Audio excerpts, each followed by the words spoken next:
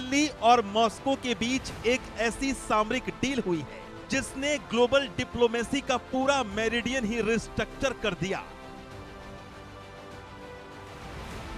दरअसल भारत रूस के बीच रिलोस नाम का समझौता हुआ है। भारत और रूस की दोस्ती का ये नया दौर शुरू हुआ है। रिलोस मतलब reciprocal exchange of logistics agreement. Bharat रूस की सेनाएं जरूरत पड़ने पर एक दूसरे की मदद लेने देने के लिए स्वतंत्र होंगी। रिलोस समझौते पर भारत रूस ने मॉस्को में साइन किया था। भारत और रूस की जिगरी दोस्ती पूरी दुनिया में किसी से छिपी नहीं है। दोनों के बीच रिलोस ऐसा समझौता है जो इतिहास में अब तक नहीं हुआ था। इस समझौते के तहत अब रूस के बंदरगाह लॉजिस्टिक सपोर्ट का पूरा हक मिलेगा, ठीक वैसे ही जैसे रूस को भारत में बराबर का हक मिलेगा। भारत के लिए रिलोस एग्रीमेंट बड़ा रणनीतिक कदम माना जा रहा है। इससे भारत को आर्कटिक में रूसी नेवल पोर्ट्स तक पहुंच मिलेगी। उत्तरी समुद्री मार्ग पर भारतीय नौसेना का अनुभव बढ़ेगा। पोलर रीजन में ऑपरेशनल क्षमता का विस्तार होगा। भारत के वैज्ञानिक मिशनों को भी मजबूत आधार मिलेगा। आर्कटिक क्षेत्र में ये पहुंच भारत के लिए बेहद महत्वपूर्ण है, क्योंकि अभी तक इस इलाके में भारत की मौजूदगी बहुत कम रही है। भारत और रूस के बीच रिलोस एग्रीमेंट पाकिस्तान और चीन के लिए एक बहुत बड़ा झटका है। इस समझौते से भारत रूस की दोस्ती और गहरी होगी। भारत रूस की सेनाएं एक दूसरे के लिए मजबूत बैकअप बनेंगी। हिंद महासागर से लेकर आर्कटिक तक भारत रूस की ताकत बढ़ जाएगी, जो पड़ोसी देश पाकिस्तान और चीन के लिए हजम होगा नहीं।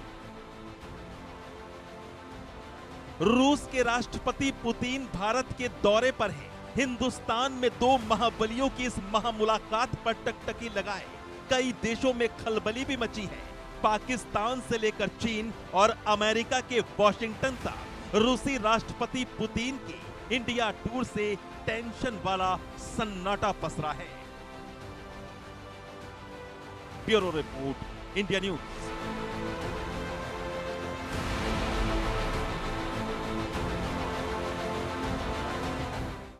उम्मीदें बहुत हैं। समझौता कुछ ऐसा है जो दुनिया भर में एक संदेश दे रहा है। इसके पीछे, इसके परिदृश्य में, इसके पीछे जो एक सीन है वो डोनाल्ड ट्रंप का पैदा किया हुआ सीन है कि अगर भारत रूस के नजदीक जाएगा तो भारत को असर झेलना पड़ेगा। लो, भारत ने रूस से दोस्ती और प्रगाढ़ कर ली। श्रुति मेरे साथ जुड़ी हुई है। श्रुति, तकनीकी कारणों से नेटवर्क टूट गया था, आप अपना जवाब पूरा करें। Thank you so much. I am so sorry कि नेटवर्क की कनेक्शन की वजह से मेरी बात अधूरी रह गई, पर मैं बात इस वक्त जरूर रखना चाहूंगी कि पूरा विश्व इसको देख रहा है।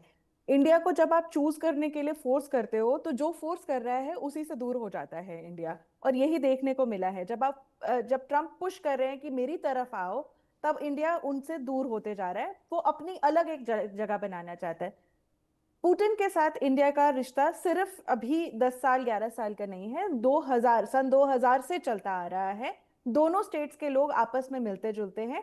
पर 2021 में हमने इस स्ट्रैटेजिक पार्टनरशिप जो थी, स्पेशल एंड स्ट्रैटेजिक पार्टनरशिप जो है, इसको हमने एक और अगला कदम लिया। इसको हमने 2+2 मॉडल बनाया, जिसके अंदर हमने किया कि हमारे डिफेंस मिनिस्टर्स भी मिलेंगे, हमारे external affairs ministers, foreign affairs ministers भी मिलेंगे, जिससे ये जो कोऑपरेशन है ये ट्रेड और मिलिट्री इन दोनों के अंदर भी इंक्लूड हो जाए। दोनों हेड्स ऑफ स्टेट्स मिलेंगे और साथ में ये सब लोग मिलेंगे।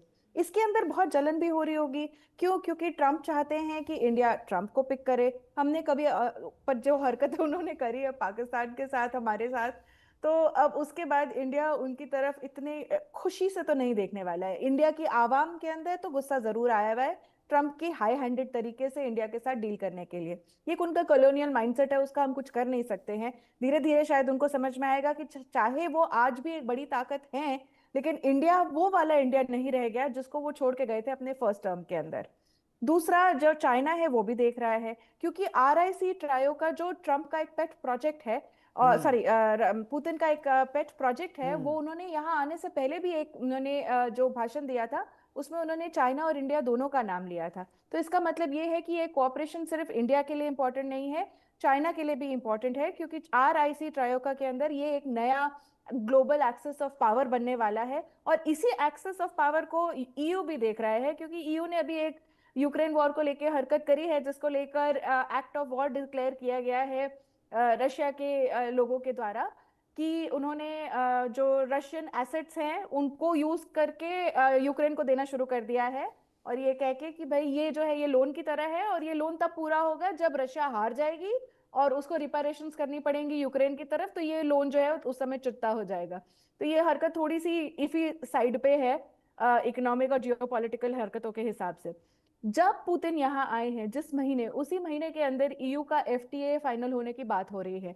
तो जिस टाइम पे इस टाइम पे EU देख रहा है, तभी वो ऑपेड भी निकला था जिसकी बहुत सारी निंदा हुई थी कि आपको हमारे यहाँ ऐसा ऑपेड लिखने की क्या जरूरत पड़ गई, आप इंडियन पब्लिक को इस तरह से इन्फ्लुएंस क्यों करना चाह रहे हो कि एंटी पुतिन एक सेंटिमेंट आ जाए या पुतिन को एक वॉर क्रिमिनल की तरह देखा जाए। आपके यहाँ जो प्रॉब्लम है आप उसके साथ डील कीजिए।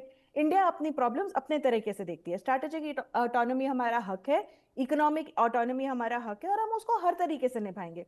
जो ये पर्सनल स्पेस शेयर करके आए हैं दोनों जन अपनी गाड़ी के अंदर, तो इसका मतलब है ये जो मित्रता है ये head of state to head of state से आगे बढ़ गई है। ये दो इंडिविजुअल्स, दो इंसान आपस में एक दूसरे को मित्र मानने लगे हैं। पुतिन रशिया के लिए जो अच्छा है वो करने में लगा हुए हैं, और मोदी इंडिया के लिए जो अच्छा है वो करने में लगे हुए हैं। इससे पहले मैं एक छोटा बाइट देख रही थी किसी और चैनल का, जिसमें उन्होंने पुतिन ने मोदी के लिए कहा कि Modi breathes India, Modi lives India. वो इंडिया के लिए अपनी जान न्यौछावर करने जैसा काम कर रहे हैं, और ये इस जो इनकी इंटरेक्शन है इसके अंदर उसमें दिखता है, जिस तरह से पुतिन ने इंडिया को भी अपने हाथ में रखा हुआ है और India wing commander Prafulla Bakshi, मुझे ये समझाइए मेरे दर्शकों को, क्या भारत जो नॉन अलाइनमेंट का एक झंडा उठाने वाला देश हुआ करता था, ट्रंप के इन सारे के सारे कोशिशों के बाद भारत वर्ल्ड ऑर्डर को रीसेट करने की कोशिश कर रहा है इस ग्रैंड वेलकम के जरिए?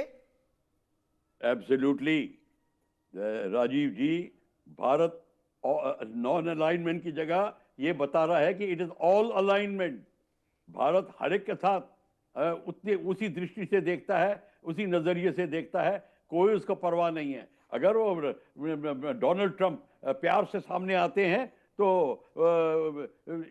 इस साल डोनाल्ड सरकार व्हाट एवर द नारा था वो लगाया उनके लिए, पर अगर डोनाल्ड ट्रंप अपनी हद से बाहर जाते हैं तो उनको साइडलाइन कर देते हैं। देखिए अमेरिकन प्रेसिडेंट ने जब कहा G20 में कि आप भारत के ऊपर सैंक्शन लगाइए, उस पर साइन करिए प्राइम मिनिस्टर को, दिल्ली में मंडपम में अंदर स्ट्रेट अवे प्राइम मिनिस्टर ने कह दिया हम रशिया पे कोई सैंक्शन नहीं लगाएंगे और मेरी कंट्री में कोई सैंक्शन नहीं लगाएगा उसके ऊपर।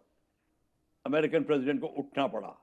तो ये आप देख लीजिए, ये जो अब जो स्टैंड इंडिया ले रहा है ये एब्सोल्युटली क्लियर स्टैंड है, इसमें कोई किसी की कोई प्रॉब्लम नहीं है। और वो ये नहीं कहता कि मैं इस ग्रुप में हूं या वो उस ग्रुप में हूं।